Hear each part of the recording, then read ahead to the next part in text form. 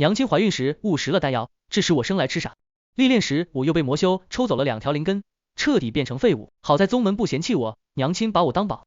我被修真界最天才的剑修沈灵月所救，两心相悦定了亲。大婚当日，宾客们朝我头上泼酒，傻人有傻福。看着美艳的沈灵月，我嘿嘿一笑，是傻点也好。娘亲却当着我的面叮嘱沈灵月，她终究不是阿英，今夜你破了她的出经，重塑阿英肉身就好，切勿沉迷床事。伯伯放心，我有经验，必定和那日抽她灵根一样，分毫不差。我听不懂，还想傻笑，可全身传来一阵撕裂的疼。为重塑躯阴肉身，娘亲将我做成人，至冰封了49天，再睁眼，2个仙童跪在我面前，惊喜又恭敬。神君这次下凡真是值当，度完了情劫、亲劫、生死劫。娘亲叮嘱沈灵月不要沉迷床事，我听完一直傻笑。丫鬟提醒他，夫人小声些，别让公子听到。娘亲不屑地看我一眼，他一个傻子，能懂什么？我抠着大红婚服上的绣纹，心里想着，我只是傻子，但不是聋子。他看到我这副样子更加厌烦。除了抠这抠那，他还会什么？好在当初怀他，为了抽出水木灵根给阿英，我专门吃了丹药，让他长成5灵根，否则我生这个傻子有什么用？我生来就是5灵根，不能修炼的废灵根。师兄弟们嘲笑我，用魔虫扔我，叫我傻子，我才知道我的智商永远停在7岁。从前我被打得狠了，回去找娘亲哭诉，她会心疼的看着我的身子，细细检查上面有没有伤痕。可现在她满眼只有对我的嫌弃。今天成完亲，永远别再让我看到他。听不懂，但不对劲，我只觉得娘亲变了，是因为我要娶亲。于是我一把扯下头顶的乌帽，阿莹不娶亲。2人面色双双一变，同时冲我吼，不行！怕吓到我，沈灵月挤出一丝笑意，轻柔的握住我的手，安抚我。阿莹乖，今天我们大婚，不要胡闹。沈灵月救过我，从不凶我，我没有甩开她。娘亲面露不悦，沈灵月，注意分寸，你们还是太亲密了。除了破了她的出经，你今晚一定要清醒。她叹了一口气，不然阿英醒来，一定会怪我没替她看好你。沈灵月握着我的手，猛地收紧。伯伯放心，我有经验，必定和那日抽灵根一样，分毫不差。手上吃痛，我却忍着没叫出声。这句我听懂了。12岁那年，我被娘亲扔到秘境，让我好好历练。刚进去我就遇到个浑身黑袍的魔修，灵根连接着神魂，我的灵根被他活生生抽出2根，他一言不发，抽完就走，痛得死去活来。我捡起地上的剑，捅进丹田，想要自尽。那一刻沈灵月却从天而降，帮我疗伤，救我出秘境。他是第一个不嫌弃我傻的人，看到我身上有伤，但说不清是谁干的。他叫来全宗门的弟子，挨个严刑逼问，揪出凶手，废了那人全身功力，赶出宗门。对我那样好的沈灵月，怎么会是眼都不眨一下，活活抽掉我2条灵根的魔修？我心里慌乱，身体已经下意识推开沈灵月。阿莹不和沈灵月成亲，我拿起手边的枣子和花生甩到娘亲和沈灵月的脸上。趁他们没反应过来，我冲了出去。外面的人喝着酒，没搞清情况。小傻子不等着和你的娘子洞房，出来做什么？身后的丫鬟追过来，傻莹跑了，快拦住他，他要逃婚。面前的路被人挡住，只有一个湖。我心一横，闭眼跳了进去。身上的婚服是娘亲送我的，她说缝了几百个日夜，跳下去毁掉，这个亲就不用成。只要不成亲，娘亲就不会变。刚下水，我就被飞身而来的沈灵月一把捞起。比窒息更先来的是一个巴掌，这是阿英的身子。娘亲气急，狠狠扇了我一巴掌。我全身只有脸，不需要给祛阴用，她打我也只会打在脸上。你不过就是一缕痴傻的游魂，怎么敢伤害阿英的身子？她拎着我的耳朵拧成一个圈，以为没了喜福就不用成亲，今天这个亲，你光着身子都得成。耳朵上传来刺骨的疼痛，娘亲扒光我湿透的婚服，看也不看丢进河里。我还想伸手去够，娘亲，你送我的，这是她送我的唯一一件礼物，破布拼成的衣服，别捡了。娘亲嫌恶的看着我，我身上只剩一条亵裤。众人的目光落在我下身，看不懂这些目光的含义，但我害怕到浑身轻颤，十分不适。小傻子以为我们在看他，他智商停在7岁，鸟怎么也和7岁小孩一样。这小鸟别说看，送我骑我都不要，嫁个7岁的傻子，以后沈灵月可是要多带一个儿子了，哈哈哈。一柄利剑飞出，沈灵月的本命剑直直刺过去，2人慌乱逃窜，扑通一声掉进湖里。沈灵月怒吼出声，娇小的身子挡在我身前，谁再多看一眼，我就挖了他的眼睛。但我还是在发抖。我知道了，沈灵月也是坏人，他拔了我的灵根，骗我，让我疼。不顾我的挣扎，沈灵月用灵力拽着我进卧房，用力甩上了门，外面所有的声音被隔绝在外。沈灵月拿出一件华丽的红色婚服，阿英，我不会让你这么狼狈的娶我。我知道，他叫的阿英不是我。婚服上布满了用金线绣出的苍鹰，祛鹰的鹰是受人敬仰展翅高飞的雄鹰，而我的鹰是只被千人厌弃万人践踏的苍蝇。这间挂满喜字的房间背后是个墓室，里面有个用灵力维持的冰窖，墙上挂满了白灵，中间摆着牌位。这件鲜红的婚服刚被沈凌月从半副的屈英身上退下来，他拿着它朝我身上套。阿莹，我想看你穿着它，娶我。闻到一股刺鼻的腐烂味，我忍不住干呕出声。沈凌月，死人，脏！沈凌月把婚服甩在我脸上。脏！我的阿莹比你干净10000倍。他强劲的灵力裹住我，剥夺了我周围的所有空气。我怕死，慌乱向后退，却撞上了取阴的牌位，木头掉在地上。沈凌月彻底癫狂，他整个人身上冒着黑气，目露凶光，狠狠掐上我的脖子。你该死！渐渐喘不上气，我绝望的闭上眼，娘亲却突然闯进来，挡在我身前。留着他还有用？不，她不是我的娘亲，是屈英的娘亲屈淑芳。沈凌月入了魔，不肯罢休，和屈淑芳缠斗在一起。我趁乱从狗洞里爬出去，站在院子外。我第一次恨自己是个傻子，理不清现在的情况，更不知道要逃到哪。啾啾！头顶传来一声鸟叫，是我的灵宠，它飞到我肩上，着急的在我耳边直叫，指引我往后山深处走去。我的名字卑贱，灵宠更没有名字，它和我一样痴傻，直到现在还不会说话，不会化形。飞到一个石头背后，它急得团团转。啾啾啾啾！我听不明白人话，却能听懂啾啾的意思。它担心我，让我待在这里，哪也别走。我小心翼翼的把它搂到怀里，心里酸涩，开始放声大哭。忽然一阵风吹过，啾啾的叫声突然停了。啾啾，你怎么了？我晃着它小小的身子，想叫醒它，它却越来越凉，一动不动。都说我是天生废灵根的傻子，学不会法术，还缺了2条灵根，怎么能救活自己的灵宠？医师，我要去找医师。用微薄的灵力护着啾啾，我终于在后山竹林找到医师。我灵力枯竭，瘫倒在地，救不了。医师闭上眼，刻意不看哀鸣的啾啾。屈英是千年一遇的天才，当年那场大战，他为了救大家，为了救我死在战场上，我欠他1条命，这条命只有你能还。他话音刚落，屈淑芳从竹林中走出来，沈凌月紧随其后，还有灵剑门的一众师兄妹。原来他们早就在这等着我来求饶。我们留你这个废物在门内，就是为了让大师兄回来。你个傻子，能救活大师兄，你就算死也值了。我愣愣的趴在地上，我是傻子屈英，就该为了天才屈英去死吗？等他们说够，沈凌月才缓缓开口。他们让我绑住你直接上，是我执意要和你办一场大婚。屈英，跟我回去。他拎起啾啾，掐住啾啾纤细的脖子，否则我不保证他会活。我还是被人绑到了床上。啾啾被关在远处的结界里，下面架着烤架。屈淑芳出门时笑了一声，我不会关你，但你再跑回来就只能看到他的骨头，等到谢了元阳，这鸟我就还给你。我还是穿着那件光鲜又腐臭的婚服和沈凌月拜了堂。元阳是什么？沈凌月骑在上方，听到我的问题，轻声一笑，用力坐下。多年的精血猛地泄出，一阵剧烈的灼痛袭来，比当日抽灵根还要疼。沈凌月却满足的闷哼一声。阿莹，别怪我。他盯着我的唇，盯了良久，最后才在我的额头上轻轻一吻。别怕，你不会死，只要你乖乖把身子给阿英用，我就会把你的神魂移到那只鸟身上，以后你就能像它跟着你一样，跟在我身边。别的我没听懂，但沈凌月想要啾啾死。我剧烈挣扎，看见啾啾恢复神智，急得在结界里面乱撞。沈凌月却以为我在故意推拒，动作越发忘情。阿莹，别急。突然，屈淑芳闯进来，一鞭子抽开床帘。滚下来，别弄脏阿英的身子。外面站着密密麻麻的人，都在等着救屈英。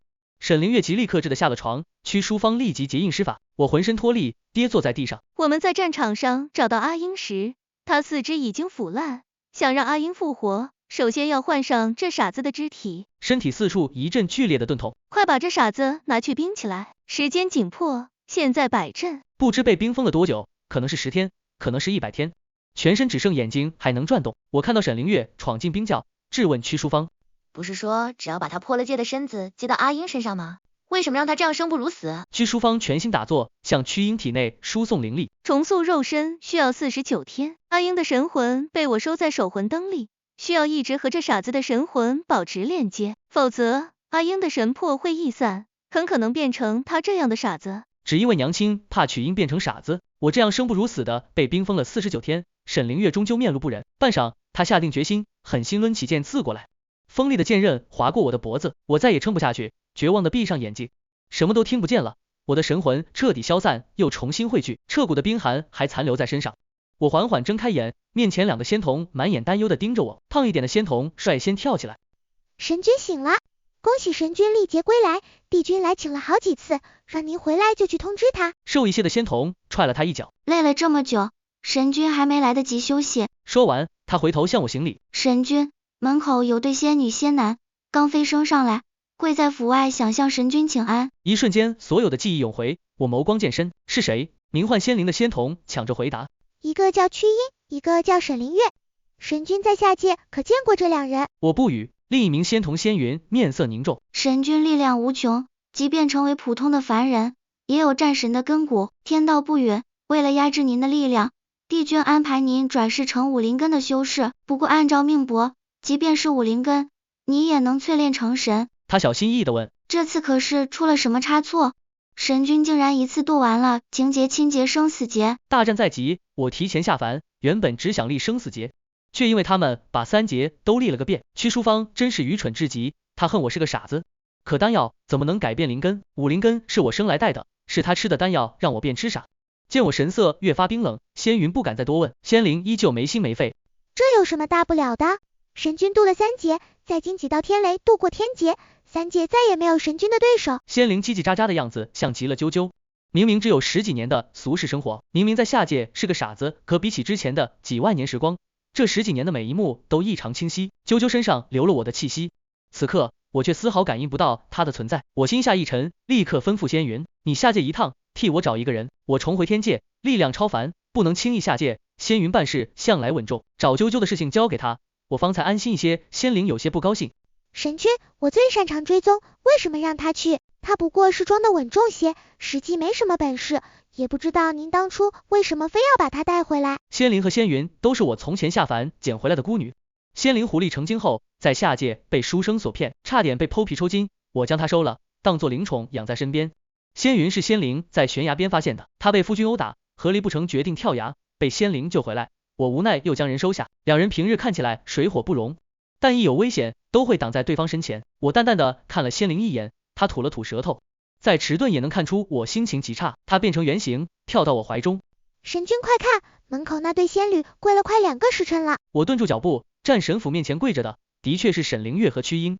沈灵月看起来比在下界时苍老许多，她满头黑发全白，面上不复从前的美艳娇嫩，反而带着几分死气。屈英的长相和我想象中相差无几，和下界的我有9分相似，只是她眉心多了一道红痕。即便是凡人，我的神魂也异常强大，她短暂和我连接过，身上彻底留下了我神魂的印记。此刻只要我想，随时都能催动神力，让它灰飞烟灭。感应到危险，沈灵月猛地抬头，怔怔地看着我，我面上异常平静，抱着灵狐的那只手却微微颤抖。在下界因为痴傻被克制的那些怨恨和愤怒，此刻几乎要将我淹没。两人被我的威压逼得趴跪在地，嘴角溢出鲜血。且慢！招娣等不到我，直接过来找我，正好撞上我，动手杀人。我立刻收回手，他饱含深意的视线意味不明的在我和沈灵月之间扫过。下界千百年来无人飞升，这2位好不容易升上来，我安排他们到你府上，就是想让你多加提点。大战在即，迎战的新人多1位算1位。听到招娣的赞赏，屈英瞬间喜笑颜开。承蒙帝君赏识，我和沈灵月定然不负帝君所望。像是嫌这把火烧的还不够旺，招娣假装随口提起，这个曲英，细看起来与你有几分相似。你下凡历劫，莫非也姓屈，与他是兄弟？屈英干笑一声，只觉得4肢缝合的痕迹在开裂。我确实有个弟弟，只是痴傻早夭。神君身份尊贵，我和弟弟也比不上神君万分之一。屈英忙着撇清关系，沈灵月却跪爬着向前，想要抓住我的衣角。阿莹，是你吗？他眼神狂热，恨不得立刻扑上来。大胆！哪来的不知礼数的仙男，胆敢冒犯神君？仙灵立刻一个甩尾扫过去。沈灵月在下界算得上是难得一见的天才，在这却被仙灵击飞了数十米，瘫倒在地，口吐白沫。你疯了！他是天界战神，怎么可能是那个傻子？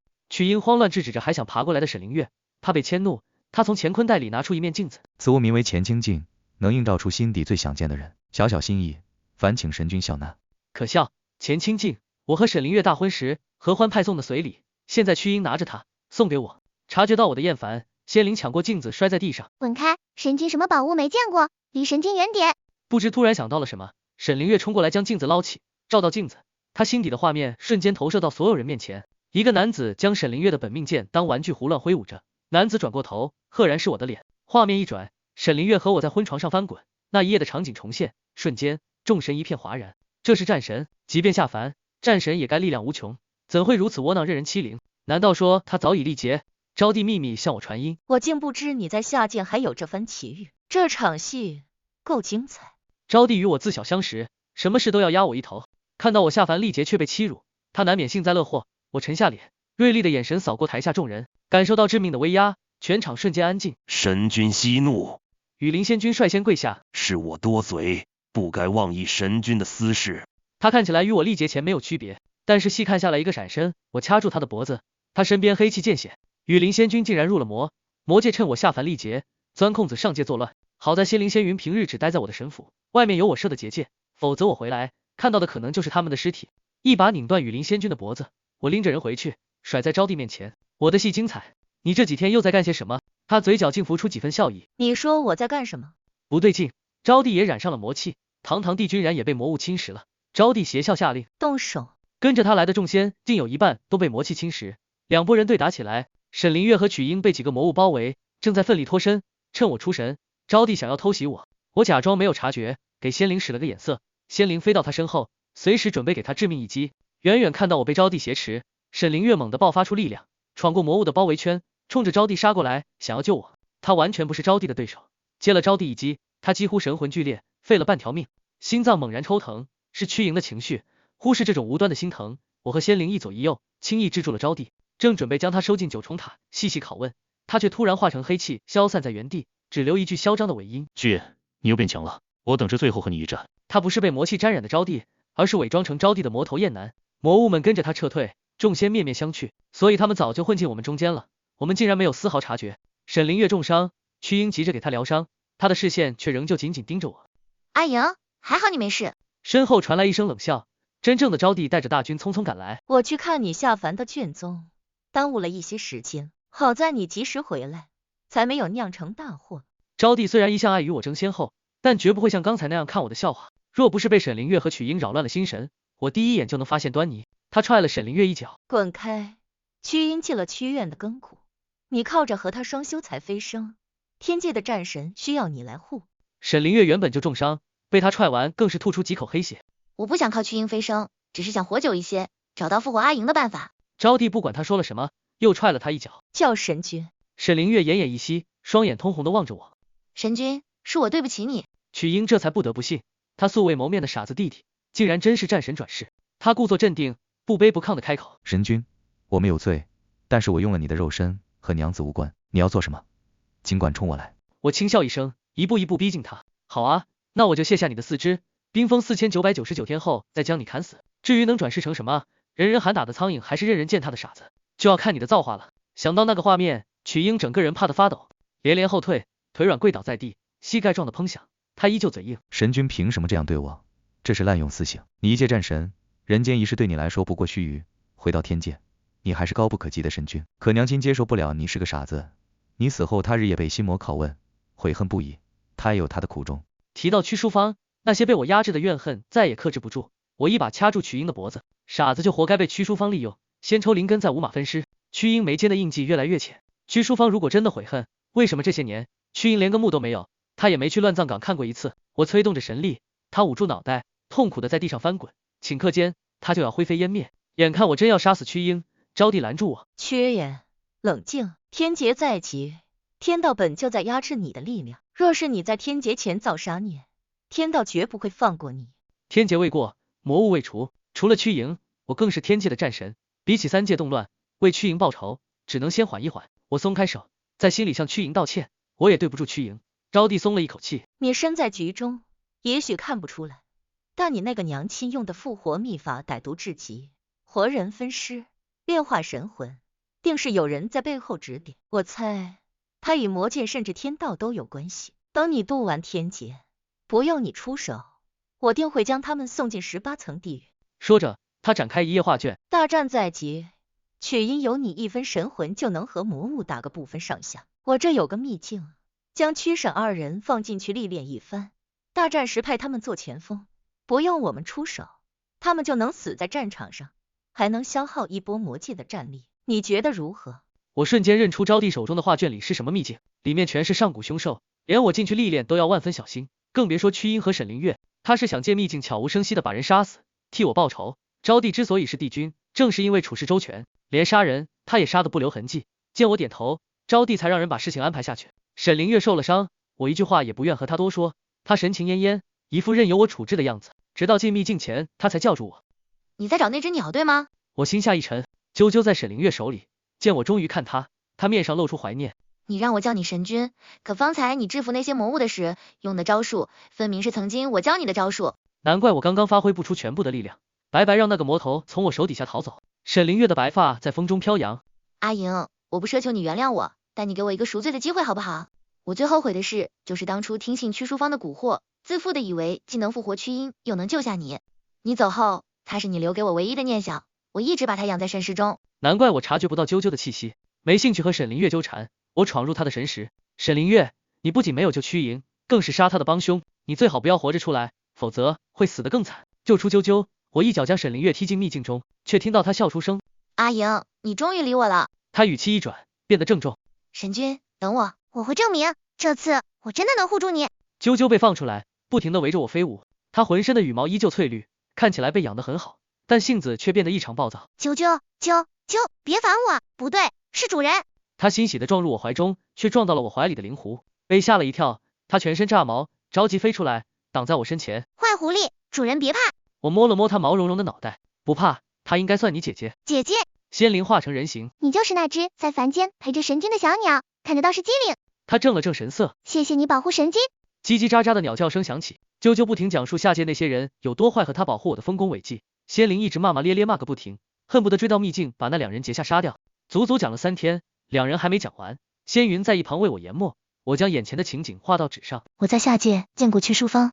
仙云状似随意的开口，我顿住笔。听说神君在下界的遭遇后，我气愤不已，找不到青鸟，我一直跟着屈淑芳，伺机杀掉他。跟了几天后，我发现他在人前正常，回到院子里却有些疯癫。不知想到了什么，他有些为难，我示意他继续说。他的确没去过你的墓地，他的院子就是你的墓地。手上的力度过大，深黑的墨在啾啾的眼睛上留下突兀的印记。里面摆着你的牌位，他整夜对着牌位跪着念经，第二天正常出门给弟子授课。我叹了口气，仙云，你还是太单纯。他拜我不是因为愧疚，只是屈阴飞升，他害怕自己做过的孽反噬到屈阴身上，所以做样子罢了。仙云没有反驳，接着边研磨边说道，我也觉得他不可原谅，所以趁他出门，偷走了他日夜抱在怀里的东西，那是一面镜子，里面都是你小时候追着他喊娘亲的画面。没了镜子，他彻底疯了，到处找自己的小儿子，说自己的小儿子丢了。他在庆祝屈阴和沈凌月飞升的宗门宴会上，把所有男人抓起来，说要复活小儿子。林剑门嫌他丢了宗门的脸，说他是疯子，把他赶了出去。屈淑芳痛恨自己生了个傻子，可最后自己变成了疯子。后来谁都找不到他，我也找不到，他大概已经死在哪个角落，现在估计成了一家白骨。话渐渐成型，一滴泪却滴在上面。啾啾眼上的墨迹越晕越大，仙云已经泪流满面。神君，一见到他，我就会想到我娘，她逼我嫁给负心汉，不让我和离，却在得知我跳崖身亡后，拿着刀冲到负心汉的家里。说到最后，仙云的声音越来越哽咽。可他力气太小，没砍过那个男人。我小心翼翼地拥住他，轻轻拍着他的背。阿云，这样的悲剧太多，所以我要下凡渡劫，我要永远做战神，永远挡在你们身前。话音刚落，天空落下惊雷，天劫来了，我要渡的最后一劫，施法将所有人传送出去。我用尽最后的力气喊道，去找招娣，魔界很可能趁我渡劫时进犯，一定要守住天门。整个神界本该永昼，此刻却黑云密布，天雷来势汹汹。前3道雷我承受的还算轻松，还有余力护住附近的活物，可第4道雷酝酿了足足1个时辰后突然劈下，这道雷比其他神君天劫时的最后1道雷还要重，抵抗它几乎用尽我1半的功力。我刚画好的画被劈中，化成灰烬，来不及恢复，第5道雷立刻跟着劈下。天道在针对我，在人间，我因为痴傻被所有人针对，被自己最爱的娘亲抽骨割肉，可在神界，我镇守3界多年，从未杀过任何一个不该杀的活物，为什么还要针对我？